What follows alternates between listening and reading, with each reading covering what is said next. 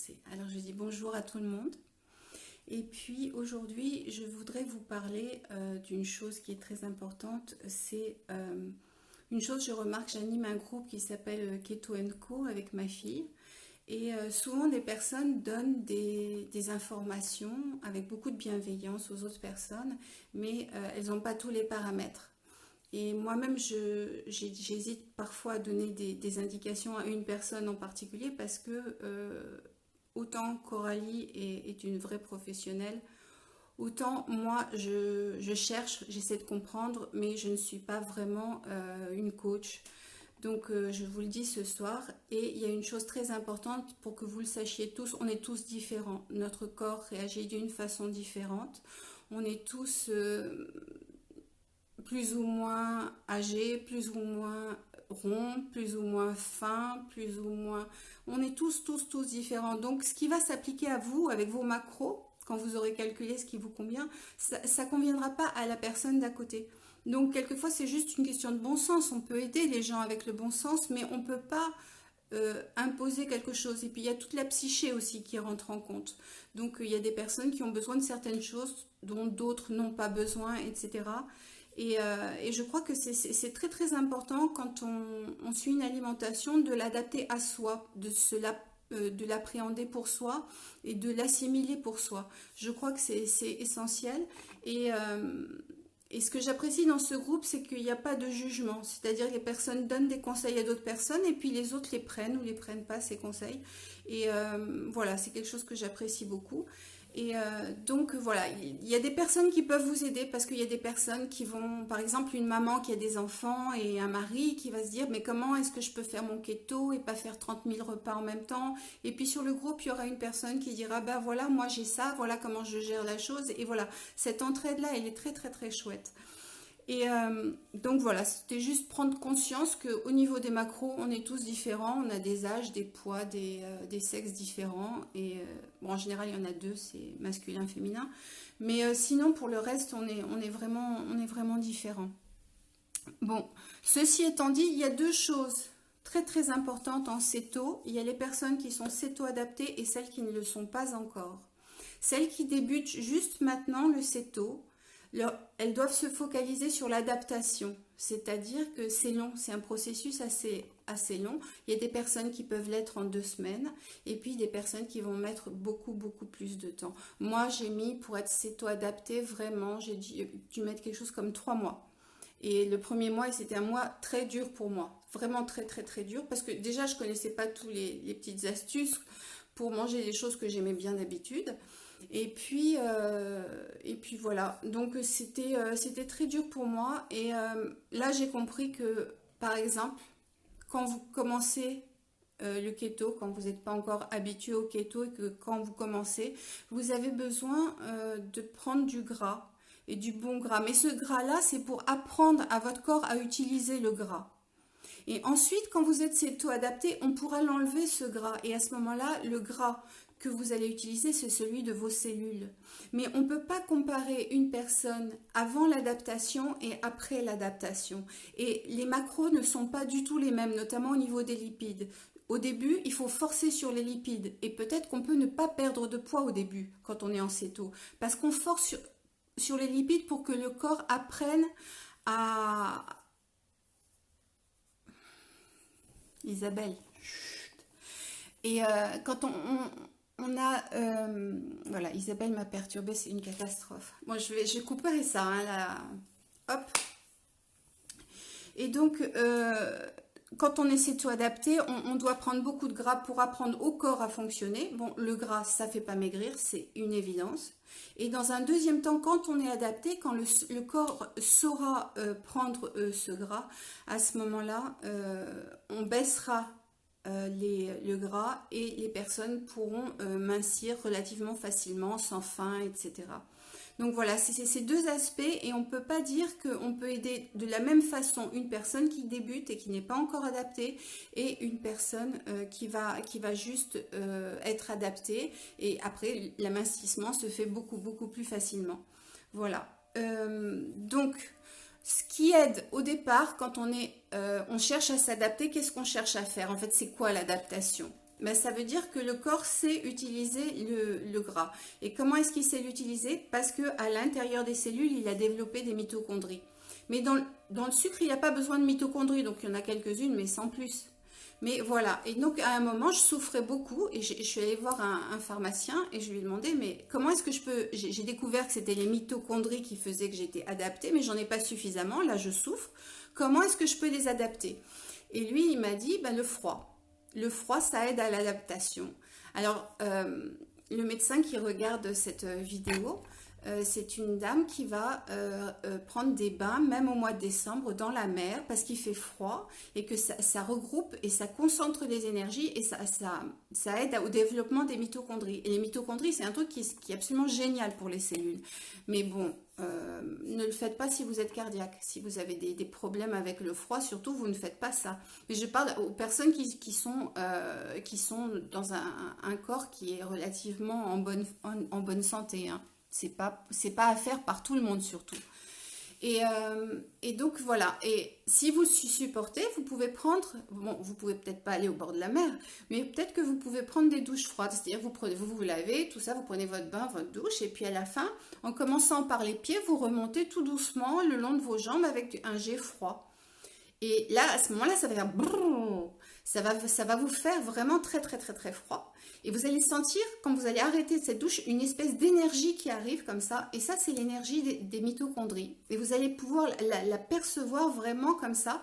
Et ça, le froid, ça va vous aider à développer votre aptitude à utiliser le gras. Donc ça, c'est une chose très très importante pour les personnes qui débutent en céto, d'essayer, si elles le peuvent et si elles le supportent, de prendre des douches froides. Ensuite, quand on n'est toujours pas céto-adapté, j'en ai parlé hier, le sommeil c'est très très très important puisque c'est à ce moment-là qu'on perd du poids, mais c'est à ce moment-là aussi que le corps travaille le plus. C'est-à-dire que vous ne faites rien, vous vous reposez et le corps, lui, il continue à bosser, à bosser, à bosser pour développer les mitochondries, pour vous adapter, etc.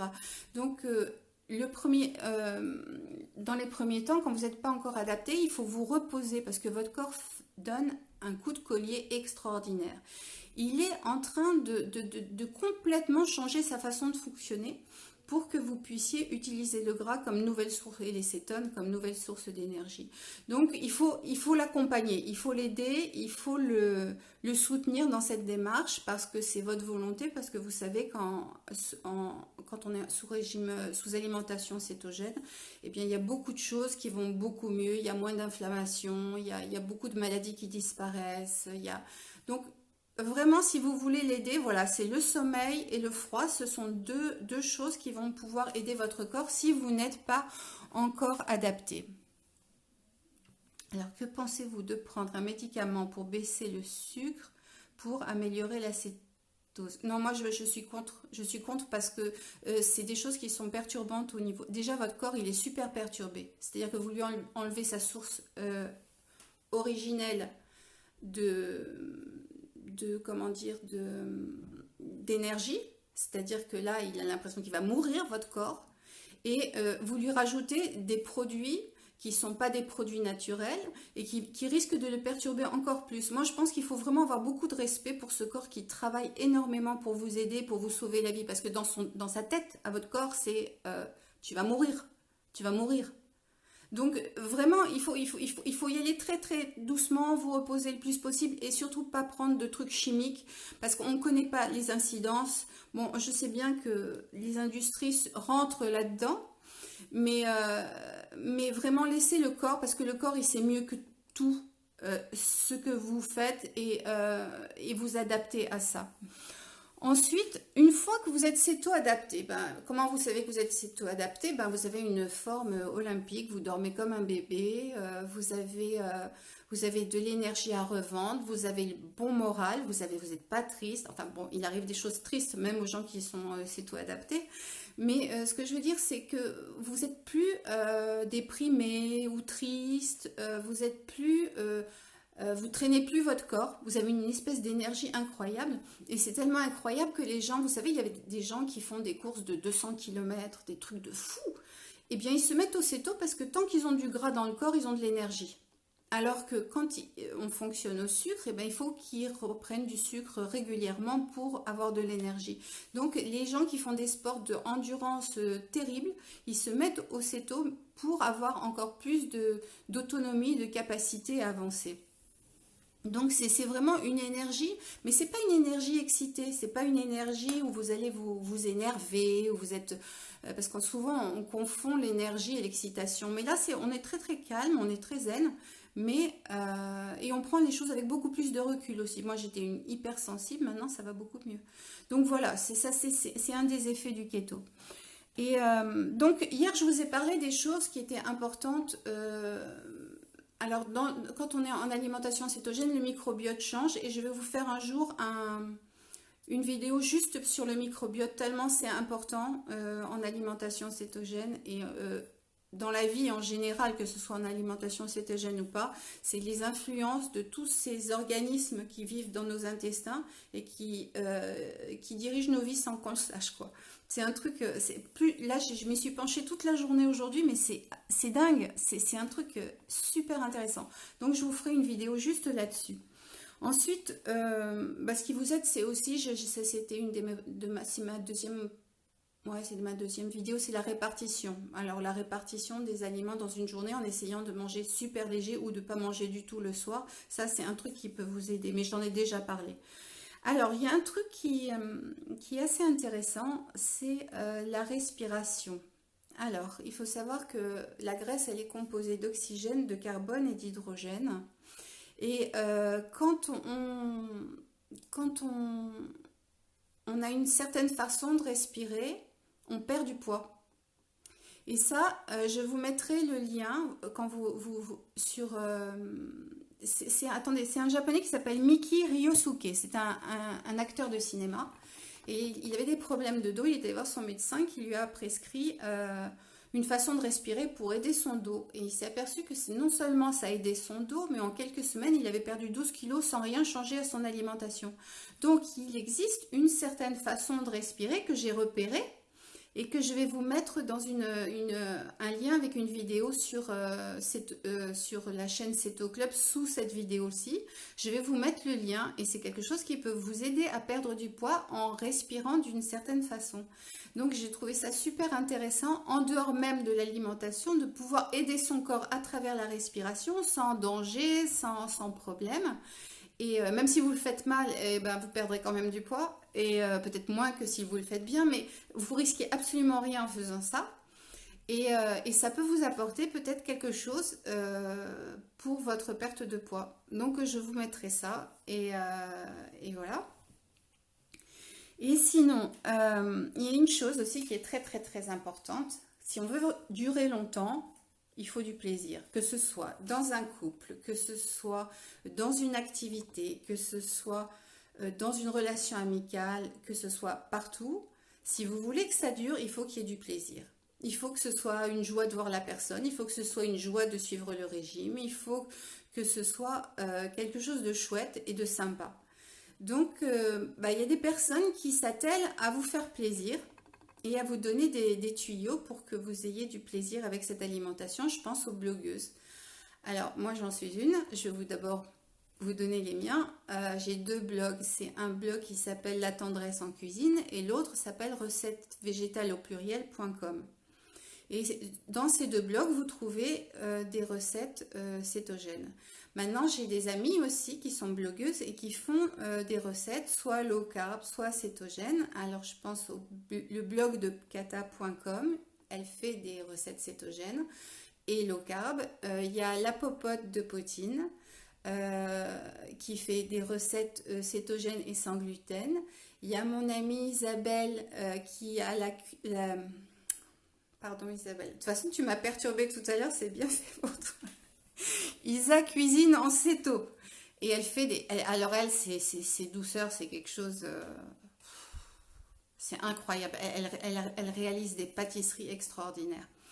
Ensuite, vous avez Voilà, donc sur la toile, les sites américains, il y a beaucoup de sites américains qui font des super recettes de desserts, de trucs qui sembleraient interdits en céto, mais c'est des sites cétogènes, donc qui suivent l'alimentation cétogène, donc n'hésitez pas. Et c'est très important de vous faire des petits plats qui vous font du bien, des petits desserts, des petits... Enfin, surtout au début, si vous n'avez pas le bec sucré, tant mieux, parce que l'objectif à terme, c'est de se séparer du sucre et du goût sucré. Et, et voilà, donc il y a ces personnes-là qui vous aident, donc n'oubliez pas la notion de plaisir. D'ailleurs, regardez la notion de plaisir.